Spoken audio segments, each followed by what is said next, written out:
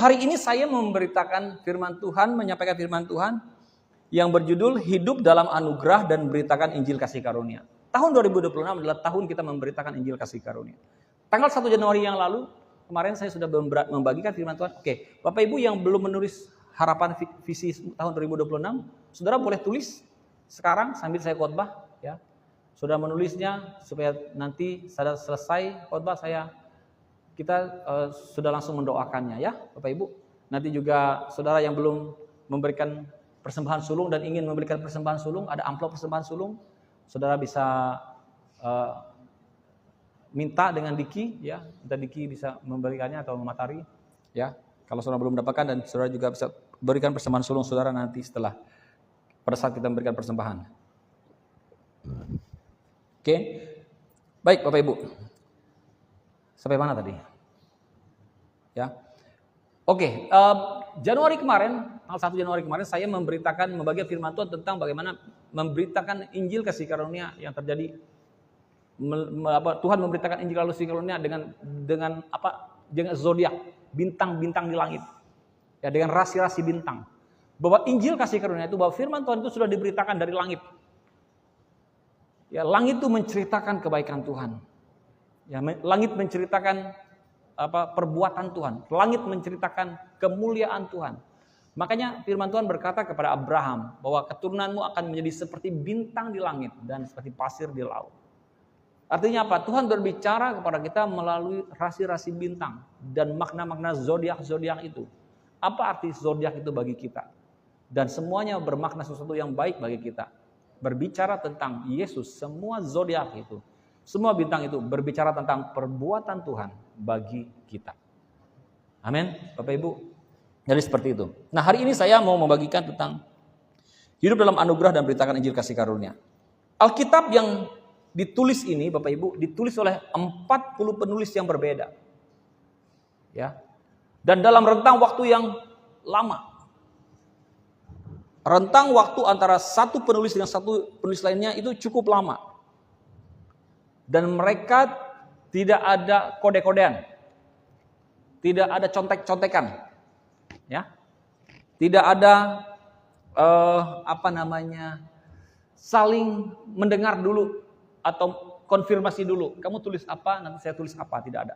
Dan bahkan mereka kebanyakan tidak saling mengenal. Hampir rata-rata. Walaupun Bapak Ibu ada yang saling kenal. Walaupun ada yang saling kenal. Kayak Petrus dengan Yakobus mereka kenal, ya kan? Petrus dengan Yohanes mereka kenal. Tetapi kebanyakan mereka tidak kenal. Abraham dengan Musa tidak kenal. Betul? Yehezkiel dengan Yesaya tidak kenal. Ya, mereka tidak saling mengenal. Tapi Bapak Ibu, yang asiknya, yang uniknya, yang hebatnya, yang amazingnya, luar biasanya adalah kalau kita memperhatikan dari isi Alkitab itu, yang ditulis dari setiap penulis itu, baik itu Nabi dan Rasul, semuanya itu berbicara tentang pribadi Tuhan Yesus. Karena kita nggak paham aja. Saudara baca Alkitab bertahun-tahun, saudara nggak paham aja. Kita nggak paham. Betul nggak Pendli? Kita nggak paham. Tapi hari ini ketika kita belajar tentang Injil Kasih Karunia, baru kita tahu, ternyata apa yang diceritakan itu adalah Yesus, ya. Itu adalah bayang-bayang, itu adalah gambaran Yesus. Ya. Dan dikatakan juga semua apa yang ditulis itu menjadi peringatan untuk kita. Semua apa yang ditulis pada zaman-zaman raja, nabi-nabi di zaman dulu, itu menjadi peringatan bagi kita untuk hari ini. Dan itu menceritakan tentang Yesus. Musa menggambarkan tentang Yesus. Yosua menggambarkan tentang Yesus. Gambaran tentang Yesus. Siapa lagi? Boas menggambarkan tentang Yesus. Abraham menggambarkan tentang Yesus. Daud menggambarkan tentang Yesus. Semua kalau saudara kita baca satu persatu, mereka semuanya menceritakan gambaran, bayangan tentang wujud daripada apa yang mereka tulis. Dan itu terjadi nantinya dengan kehadiran Yesus Kristus. Katakan amin. Nah, jadi kalau kita perhatikan isinya berbicara tentang pribadi Yesus. Dan di dalam Alkitab itu Bapak Ibu, isinya ada 300 lebih dari 300 nubuatan. Dan semua nubuatan itu digenapi oleh Tuhan Yesus. Ya, semua nubuatan itu digenapi oleh Tuhan Yesus Kristus. Dan kita buka ayatnya di dalam Matius 5 ayat 17. Matius 5 ayat 17. Apa yang firman Tuhan katakan di dalam Matius pasal 5 ayat yang ke-17. Saya sudah sering buka ayat ini. Ya, semoga juga Bapak Ibu bisa hafal. Maksudnya hafal bicara tentang nubuatan, tentang penggenapan hukum Taurat dan kitab para nabi. Yuk kita baca sama-sama. 1, 2, 3. Janganlah kamu menyangka bahwa aku datang untuk meniadakan hukum Taurat atau kitab para nabi. Aku datang bukan untuk meniadakannya, melainkan untuk menggenapinya. Firman Tuhan mengatakan bahwa Yesus datang bukan untuk meniadakan hukum Taurat, tetapi dia menggenapi hukum Taurat dan kitab para nabi. Jadi di samping ada hukum Taurat yang ditulis melewati Musa, ada juga hukum-hukum atau perintah-perintah Tuhan yang turun melewati para nabi. Saudara mengerti maksud saya? Ya. Yang itu bukan menjadi satu bagian perintah Tuhan melalui hukum Taurat yang tertulis, tata cara, aturan dan berbagai macam. Tetapi itu ditulis melalui Yesaya, melalui Yeskiel, melalui Daniel, melalui Hosea, melalui Yoel, ya, melalui Mikha, ya, dan semua itu. Melalui Abraham, perintah Tuhan turun melalui mereka. Makanya ayat ini dikatakan dia menggenapi, ya, kitab Taurat, hukum Taurat dan kitab para nabi. Dia menggenapi apa yang ditulis di situ. Dia menggenapi itu berbicara tentang apa? Dia melakukannya. Dia menggenapi, yang pertama dia menggenapi itu berbicara tentang apa? Dia menjadi apa yang ditulis dalam kitab itu.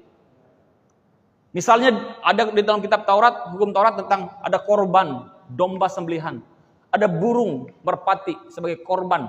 Ada binatang apa yang ditulis sebagai korban penebus dosa, korban penghapus salah, ya, korban pendamaian.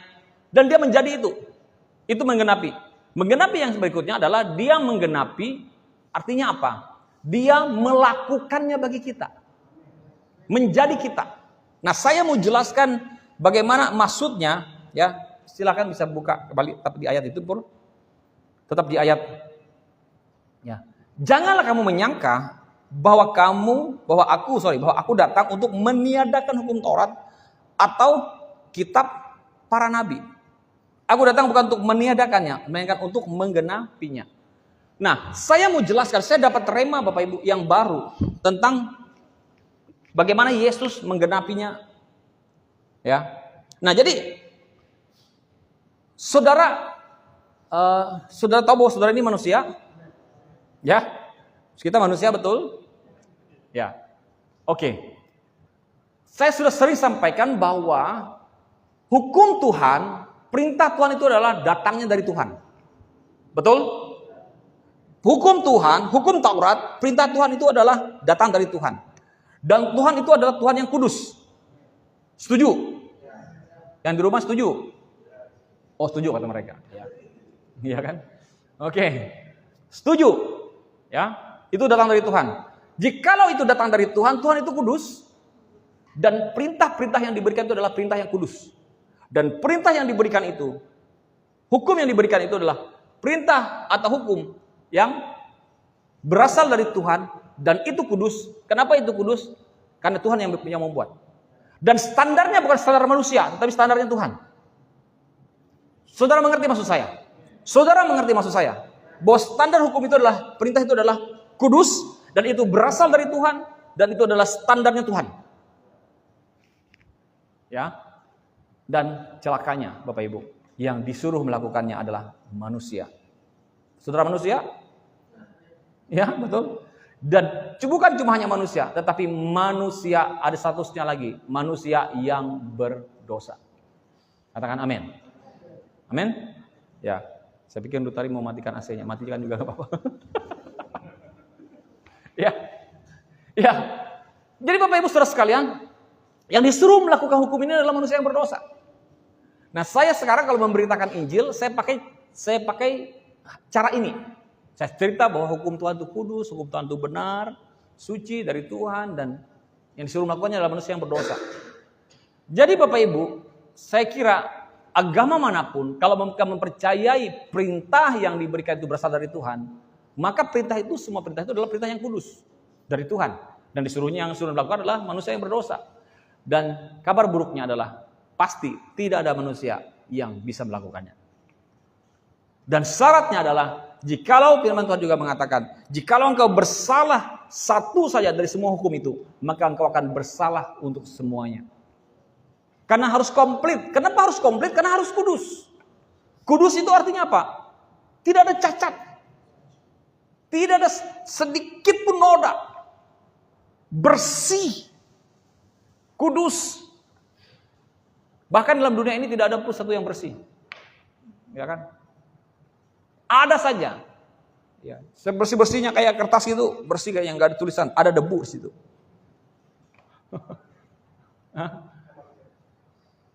Ya, saya nggak dengar, oke? Ya, jadi Bapak Ibu Saudara sekalian, jadi itu kudus dan yang disuruh melakukannya adalah manusia yang berdosa dan harus dilakukan oleh manusia. Ini saudara harus mengerti ini, pahami betul-betul hal ini. Ya, untuk jadi pengertian bagimu. Yang harus melakukannya adalah manusia. Karena perintah itu diberikan manusia dan dilakukan oleh manusia. Dan kabar buruknya, manusia yang berdosa ini tidak akan bisa menggenapinya. Tidak akan bisa melakukan semuanya. Tidak akan bisa menyelesaikan hukum itu. Dan kabar buruknya lagi, maka tidak ada manusia yang bisa masuk surga. Karena surga adalah tempat yang kudus. Itulah alasan kenapa Yesus datang dalam dunia ini. Kita sering mendengar, Bapak Ibu sekalian, bahwa Yesus datang mati di kayu salib. Dia datang mewakili kita. Itu juga benar, tetapi saya bertumbuh dalam sebuah pengertian yang lebih lagi diberikan pemahaman pengertian oleh Tuhan. Bahwa Yesus tidak hanya mewakili kita, tetapi Dia menjadi kita. Amin. Saudara manusia, Yesus datang dalam dunia menjadi apa? Berarti menjadi saudara. Menjadi Indutari, Kristina. Jadi Yesus waktu dia menjadi manusia, dia menjadi Kristina. Jadi kalau manusia ini semua manusia, jadi dia itu datang dalam dunia ini menjadi kita ini. Bukan cuma menjadi pribadi Yesus itu saja, tetapi menjadi manusia, artinya menjadi saudara. Dan firman Tuhan mengatakan bahwa hukum Taurat dan kitab para nabi itu harus dilakukan oleh manusia. Semua kita ini harus melakukannya. Semua kita ini harus menyelesaikan hukum itu. Nah oleh sebab itu, karena kita tidak bisa melakukannya, dia menjadi diri kita ini. Menjadi pribadi-pribadi kita ini. Bukan cuma pribadi Yesus lalu dia mewakili. Nah kalau mewakili kan berarti dia melakukan semuanya. Ya sudah, aku wakili kalian. Bukan gitu. Tidak hanya sampai seperti itu. Tetapi dia sungguh-sungguh menjadi diri kita. Nah oleh sebab itu, karena dia adalah Tuhan yang adalah kudus, dia menjadi manusia. Manusia yang kudus. Menjadi saudara dari saya. Melakukannya. Kita melakukannya. Ketika dia menjadi manusia, dia tuh menjadi kita ini. Melakukannya. Jadi saya melakukannya. Dengan pribadi Yesus yang dalam diri saya. Melakukan itu. Dan menggenapi semuanya itu. Maka saya sering mengatakan, Bapak Ibu, memberikan saudara pengertian bahwa ketika ketika di zaman perjanjian lama, Tuhan tidak bisa tinggal dalam diri manusia karena manusia masih berdosa. Manusia itu belum ditebus oleh Tuhan. Sehingga status manusia sebagai orang kudus itu belum ada. Belum terjadi. Tetapi ketika Yesus Kristus datang dalam dunia ini, dia mati di kayu salib, dia disalibkan. Dan firman-Nya mengatakan dia di dalam Ibrani 10 ayat 10. Yuk kita baca tiap minggu ayat ini. Supaya saudara ingat ayat ini. Dan karena, sama kita baca 1, 2, 3. Dan karena kehendaknya inilah kita telah dikuduskan satu kali untuk selama-lamanya oleh persembahan tubuh Yesus Kristus. Oke? Nah karena Yesus Kristus melalui persembahan tubuhnya ketika dia mati di kayu salib, melalui darah yang tercurah, disitulah dia menguduskan kita. Sehingga Bapak Ibu Saudara sekalian, kita menjadi manusia yang kudus. Sehingga Allah yang kudus itu bisa tinggal di dalam diri saudara dan saya. Karena kita memiliki status sebagai orang yang sudah dikuduskan. Berapa kali? 1 kali saja. Untuk selama-lamanya. Jadi kalau saudara menjadi orang kudus, bukan harus berkali-kali kudus. Ya kadang-kadang hari ini kudus, besok kudis, Bolak-balik kudus. Jadi enggak seperti itulah. Nah itu dulu saya seperti itu. Dulu saya pikir seperti itu. Saya harus semacam bertapa dulu untuk menjaga kekudusan, spesial kudus. Jaga kekudusan. Ya kan? Harus jaga kekudusan. Itu Bapak Ibu, istilah-istilah itu adalah istilah-istilah yang sebetulnya kita tidak menyadari. Kita tuh tidak tahu namanya apa dulu. Hari ini kita tahu namanya. Tahu judulnya. Apa judulnya, Penli? Hukum Taurat.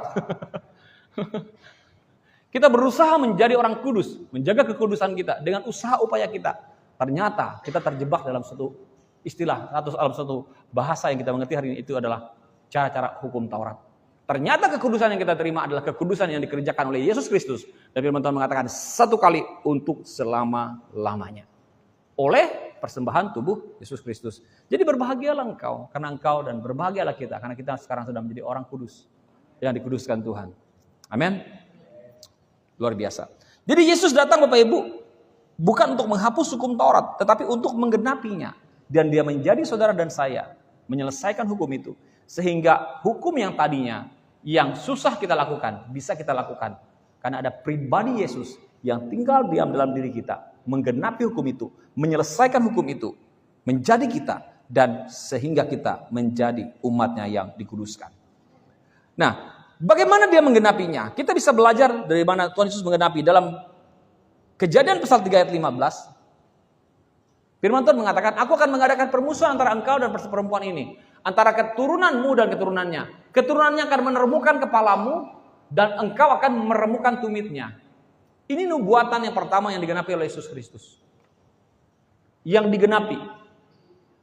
Karena seluruh hukum Taurat dan kitab para nabi, Tuhan Yesus menggenapinya. Dan nubuatan pertama dalam Kejadian 3 ayat 16 ini, firman Tuhan mengatakan bahwa terjadi permusuhan antara keturunanmu dan keturunannya. Dikatakan bahwa keturunanmu dan keturunannya, engkau akan mengadakan permusuhan antara engkau dan perempuan ini, antara keturunan ular itu dan keturunannya, ya. Keturunannya yang akan meremukkan kepalamu. Keturunan Hawa maksudnya, Adam dan Hawa akan meremukkan kepala ular dan engkau akan meremukkan tumitnya. Nah, Bapak Ibu Saudara sekalian, bagaimana bukti daripada nubuatan itu digenapi? Ketika we wish you a Merry Christmas, we wish you a Merry Christmas, we wish you a Merry Christmas and a Happy New Year. Nah, ketika Bapak Ibu Saudara sekalian, ketika kita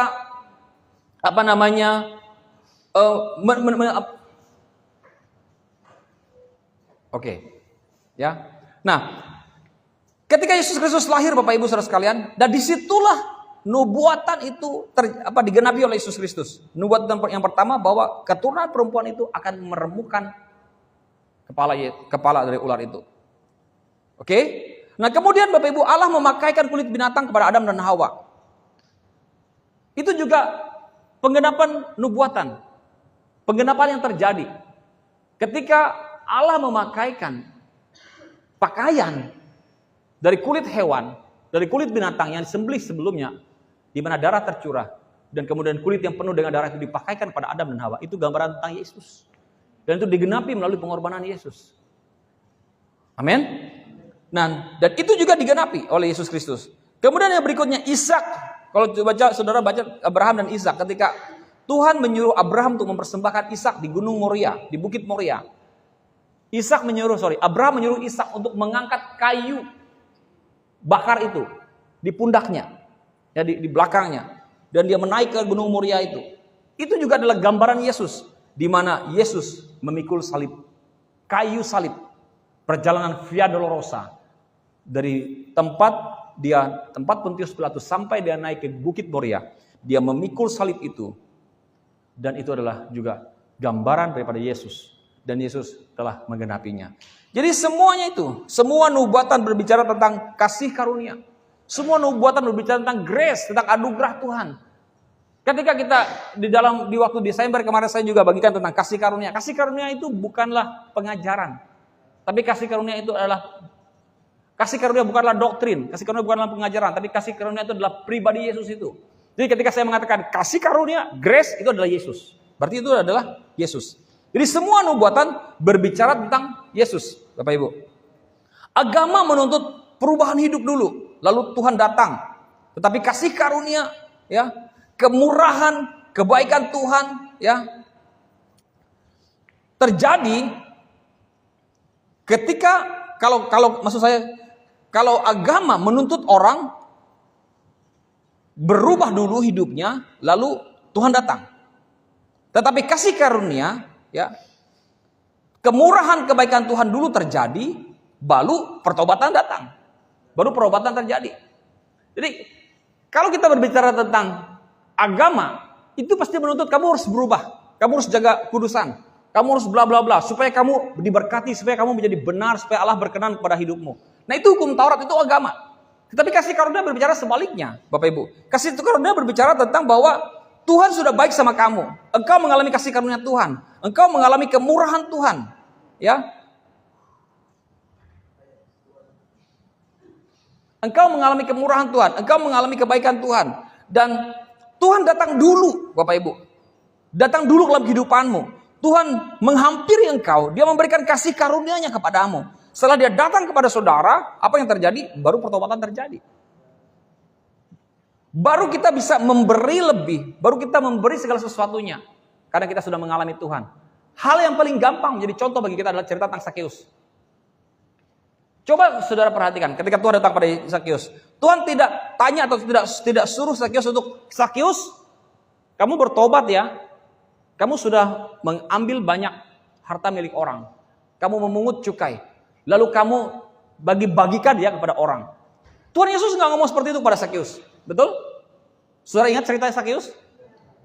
Yesus hanya mengajar, dia lalu, dia berjalan, dan ada orang bernama Sakeus yang berlari-lari, Bapak Ibu, yang berlari-lari ingin melihat Yesus. Sudah tahu ceritanya? Sakeus, orang pendek, kecil, buat dunia.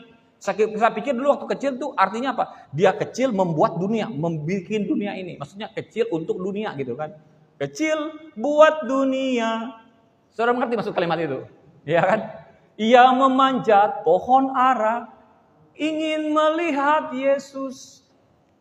Dan waktu dia lari, dia naik ke pohon ara, saudara tahu respon Sakeus ketika dia ingin melihat Yesus itu mengubah perjalanan Yesus. Yang dimana Tuhan Yesus yang tadinya tidak ada rencana untuk mampir ke rumah Sakeus, tetapi karena dia melihat respon Sakeus, begitu antusiasnya untuk melihat dia sampai dia naik ke pohon ara, dia katakan, Sakeus, turunlah, aku akan datang ke rumah. Dan waktu pertanyaan saya, apakah Tuhan Yesus tidak tahu Sakeus? Tahu. Sakeus adalah orang terkenal, pemungut cukai, kecil Bapak Ibu, tetapi orang takut sama dia. Kenapa orang takut sama dia? Karena dia punya uang banyak. Tinggal sewa aja bodyguard kan, bayar aja orang-orang bodyguard. Kamu ganggu Sakeus, ada bodyguardnya, ada tukang jagalnya, ya. Mau yang jurus apa semuanya ada di sekeliling Sakeus. Itu dia. Nah, jadi Bapak Ibu Saudara sekalian, Yesus datang kepada Sakeus. Dan ketika dia datang pada Sakeus, dia tidak bahas tentang uang Sakeus. Dia tidak bahas tentang pemungut cukai. Dia tidak bahas tentang apa yang dilakukan untuk mengambil, merampas hak milik orang dengan memungut cukai yang besar dari seharusnya. Tapi dia katakan, Sakeus, turun, aku mau datang ke rumahmu. Amin. Nah, ketika dia datang ke rumah Sakeus, apa yang terjadi? Apa yang menjadi respon Sakeus? Respon Sakeus adalah dia katakan, Tuhan, aku akan mengembalikan apa yang pernah kurampas, kuambil daripada orang. 40 kali lipat akan kukembalikan kepada mereka. Ya, coba kita lihat ayatnya. Di Lukas pasal 15 ya? 19. Lukas pasal 19.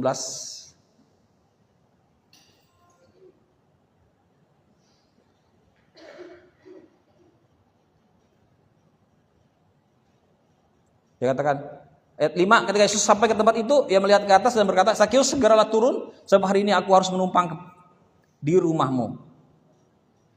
Ya. Nah, di ayat yang ke-8, tapi Sakeus berdiri, ya, Ayat 6 ya, kita baca aja terus. Lalu Sakeus segera turun dan menerima Yesus dengan sukacita. Tetapi semua orang yang melihat hal itu bersungut-sungut, katanya ia menumpang di rumah orang berdosa. Nah, orang bertobat, orang hukum Taurat tuh gitu. Mereka selalu suka menghakimi. Dia menumpang di rumah orang berdosa. Saya kemarin ketemu dengan satu teman di Jakarta. Saya bilang, ketika saya belajar Injil kasih karunia, itu mengubah cara pandang saya terhadap kehidupan manusia. Saya mengubah cara pandang saya untuk melihat orang yang bersalah dan yang berdosa. Apakah saya setuju dengan perbuatan mereka? Saya tidak setuju dengan perbuatan mereka. Tetapi saya tahu, Yesus juga tidak setuju dengan perbuatan mereka. Tapi Yesus mengasihi pribadi manusia itu. Apakah Yesus setuju dengan para pelacur-pelacur itu? Tidak. Tetapi Yesus mengasihi dia. Makanya dikatakan, pergilah, aku pun tidak menghukum engkau. Dan pergilah dan jangan berbuat dosa lagi. Dia bersahabat dengan orang-orang berdosa. Tapi justru ketika dia bersahabat, ketika dia tidak menghakimi orang-orang berdosa, disitulah orang merasa bahwa mereka merasa dikasihi. Mereka merasa diterima. Dan inilah Bapak Ibu, inilah sebetulnya cara berita Injil kasih karunia itu. Inilah yang harus kita beritakan. Beritakan kepada orang bahwa bagaimana kita bisa berhenti berbuat dosa. Bagaimana kita bisa menjadi orang yang sungguh-sungguh dengan Tuhan. Yaitu melalui orang yang menyadari dirinya. Betapa Tuhan sangat dikasihi, disayangi. Betapa dia sangat dikasihi dan disayangi oleh Tuhan. Betapa Tuhan sangat mengasihi orang itu. Maka otomatis orang itu akan pasti sungguh-sungguh kepada Tuhan. Terjadi pada Sakeus, Tuhan tidak menyinggung tentang harta miliknya. Tetapi dikatakan, tetapi semua orang yang tujuh melihat hal itu sungguh-sungguh, katanya ia menumpang di rumah orang berdosa. Tetapi Sakeus berdiri dan berkata kepada Tuhan, Tuhan, setengah dari milikku akan kuberikan kepada orang miskin, dan sekiranya ada sesuatu yang kuperas dari seseorang akan kukembalikan 4 kali lipat. Dia katakan, setengah daripada yang kumiliki kuberikan kepada orang miskin. Dan jika ada yang kuperas dari orang, kukembalikan 4 kali lipat. Coba saudara pikir, saudara betul-betul renungkan baik-baik. Bagaimana dampak daripada grace itu, dampak daripada kasih karunia, itu membuat orang, Bapak Ibu, memberi lebih. Kalau saudara merasa bahwa Tuhan tuh baik sama kamu, saya tidak perlu teriak-teriak ajar saudara, come on jemaat, kasih perpuluhan, tabur uang, berikan tuh gereja ini atau apa. Saya tidak perlu paksa. Jikalau kau sungguh-sungguh mengerti bahwa Tuhan sudah mengasihi kamu, memberkati hidupmu. Saudara tidak perlu harus dipaksa untuk datang beribadah. Saudara tidak perlu dipaksa untuk datang ke gereja. Saudara tidak perlu disuruh-suruh untuk menabur dan memberi. Karena apa? Karena engkau mengetahui bahwa Tuhan sudah baik sama kamu. Tuhan sudah menerima kamu apa adanya. Tuhan sudah sangat mengasihi engkau. Itulah Bapak, ini yang harus kita terus campaign, kita beritakan, sampaikan kepada orang betapa Tuhan mengasihi dia. Betapa Tuhan mengasihi kita. How God to love you. Betapa dia sangat mengasihi saudara dan saya. Karena kalau kita sudah mengalami ini, merasakan ini, maka itu yang membuat kita akan memberi lebih kepada Tuhan.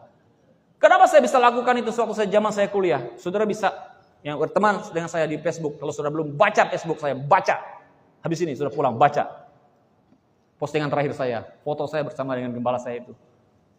Melalui dia, saya belajar mengasihi Tuhan, punya hati buat jiwa-jiwa, memberi lebih. Yang dulu bahasanya adalah bayar harga, tapi saya pakai bahasa hari ini, memberi lebih kepada Tuhan. Kenapa? Karena saya betul-betul merasakan betapa Tuhan mengasihi saya. Saya sudah di zaman Tuhan waktu SMA, waktu saya pergi kuliah, semakin saya mengalami Tuhan. Itu hanyalah pengalaman-pengalaman yang cuma pengalaman awal saja yang saya alami saya di jamaah Tuhan. Tapi sewaktu saya di Jogja, Bapak Ibu, saya mengalami jamahan Tuhan begitu dahsyat lagi. Ya maksudnya saudara bisa di jamaah Tuhan dimanapun, bukan karena harus gereja, harus bagaimana, harus seperti apa penyembahan, tidak. Tapi kita bisa merasakan, tergantung respon kita sih Bapak Ibu. Kan kita sudah dengar, respon menentukan hasil. Kalau sudah memiliki respon seperti Sakeus, maka akan menghasilkan sesuatu yang begitu besar dalam kehidupan saudara. Amin. Dan seperti itu. 9. Dampak daripada apa yang Sakeus katakan. Kata Yesus kepadanya, hari ini telah terjadi keselamatan kepada rumah ini. Karena orang ini pun anak Abraham. Sebab anak manusia datang untuk mencari dan menyelamatkan yang hilang. Perhatikan. Pertobatan terjadi kan? Betul? Keselamatan terjadi kan? Jadi kalau agama itu menyuruh kita bertobat itu di awal. Baru kita mengalami Tuhan. Baru kita akan mengalami kebaikan Tuhan. Tetapi grace kasih karunia, Yesus, pengajaran Yesus itu adalah kamu mengalami Yesus dulu, baru kamu bisa bertobat. Pengalaman Tuhan itu kan penting Bapak Ibu. Mengalami Tuhan itu penting. Kenapa kita bisa habis-habisan? Karena kita mengalami Tuhan. Kenapa kita bisa berikan lebih? Karena kita mengalami Tuhan. Karena orang mengalami Tuhan tidak susah untuk mendidiknya.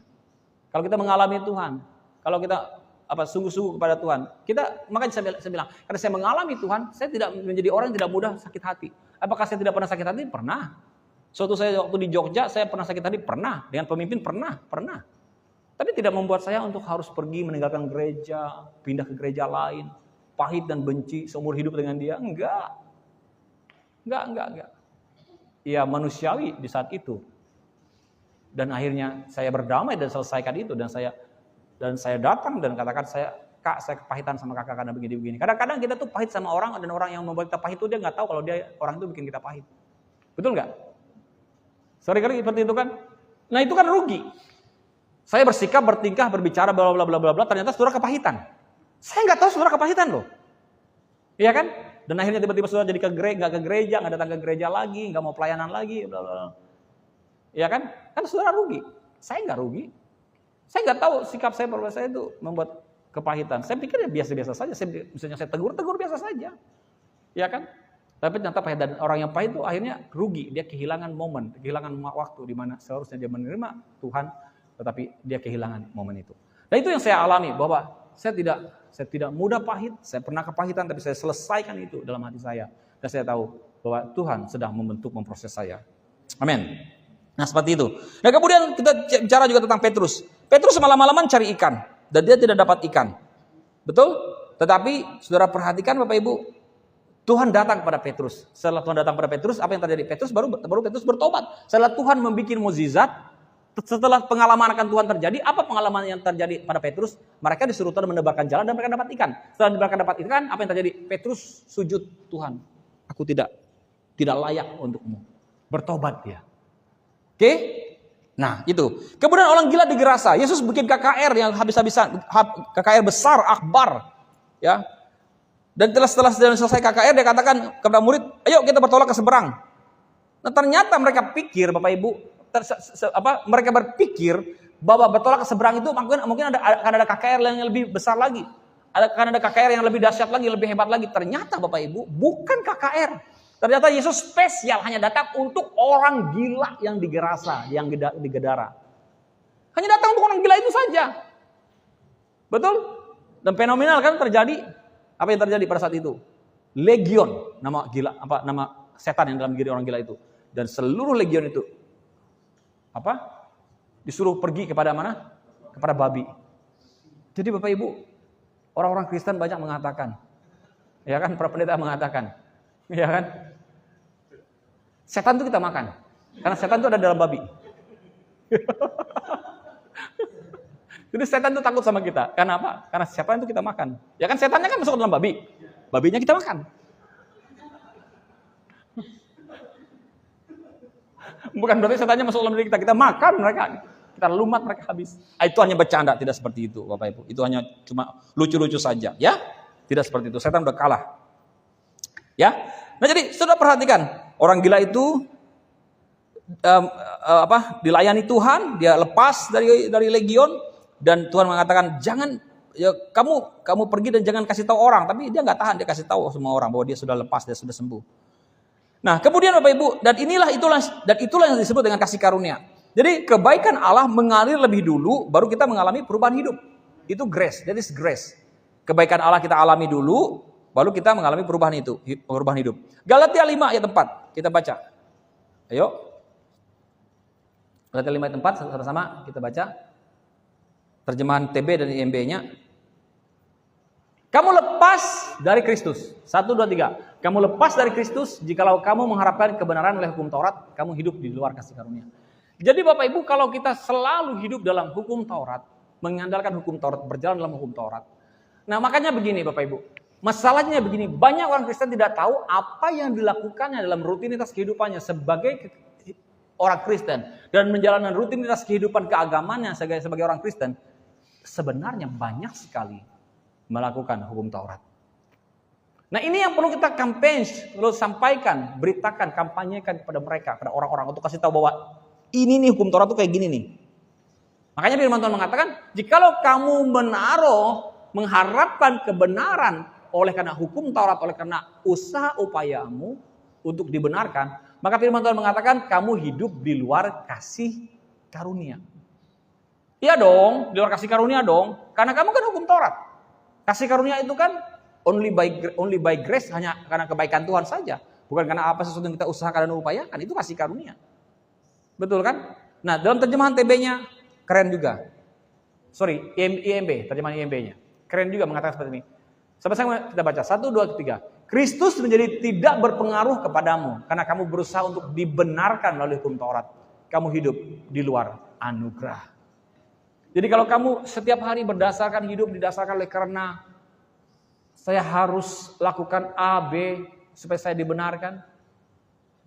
Itu hidup hukum Taurat. Dan salah satu hukum Taurat itu begini. Kalau kamu banyak berdoa, banyak diberkati, sedikit berdoa, sedikit diberkati, dan tidak ada berdoa, tidak diberkati. Nah itu adalah hukum Taurat. Karena berkat Tuhan yang diberikan dalam hidupmu, bukan karena banyak tidaknya engkau berdoa, sedikit tidaknya engkau berdoa, atau berdoa tidaknya saudara, tetapi engkau diberkati karena Yesus Kristus sudah mati di kayu salib. Dan setelah engkau menyadari Yesus Kristus mati di kayu salib dan engkau diberkati, maka apa yang engkau lakukan? Maka engkau akan menjadi orang yang banyak berdoa. Amin. Jadi sadar akan perbuatan Tuhan dulu baru kita berdoa. Bukan berdoa dulu baru kita mengalami perbuatan Tuhan. Ya, saya selalu mengajarkan ini karena saya tahu bahwa pewahyuan itu tidak terjadi seketika. Mungkin saya harus berkali-kali berulang-ulang menyampaikan kepada saudara, baru saudara mengerti, kebuka, klik gitu loh. Amin.